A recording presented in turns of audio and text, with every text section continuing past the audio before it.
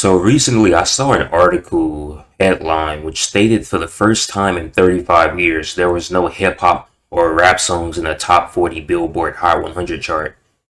And it got me thinking about something I've thought about a lot, but never used an online avenue to talk about it till now. An underrated aspect of hip hop that not many people really discuss.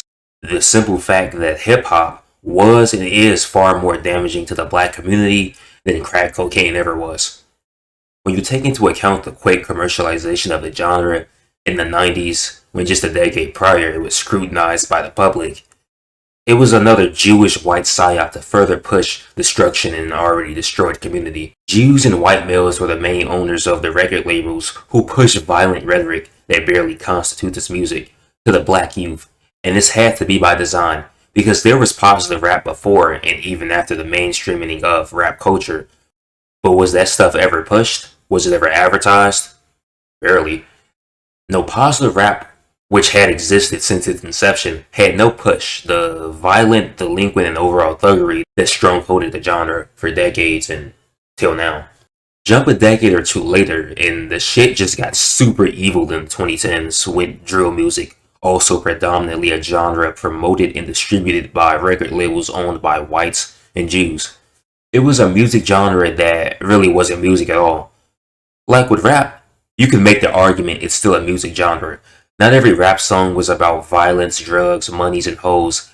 There was positive rap that wasn't about acting like a dumbass even if they weren't promoted as much and was regulated to the underground.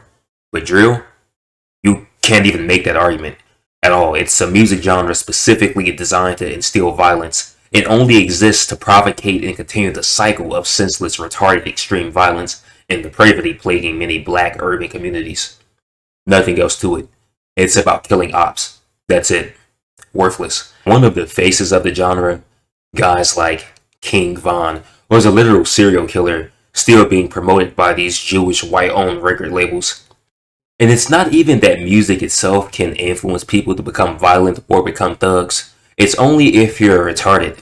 And unfortunately, a lot of black children in urban environments are academically challenged. So when they see violent music like this, it's gonna inspire them. It's easier to be a dumbass and just say fuck life. I'm gonna slide on the ops for streets owned by the government to impress other men, which is gay as hell, than it actually is to put forth effort in life and try to make something of yourself.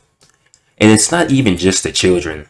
The adults of these children are 100% to blame for what goes on with their kids. They themselves weren't mature enough to have kids. Now they have bastard children that are lost and their idols are rappers and gangbangers.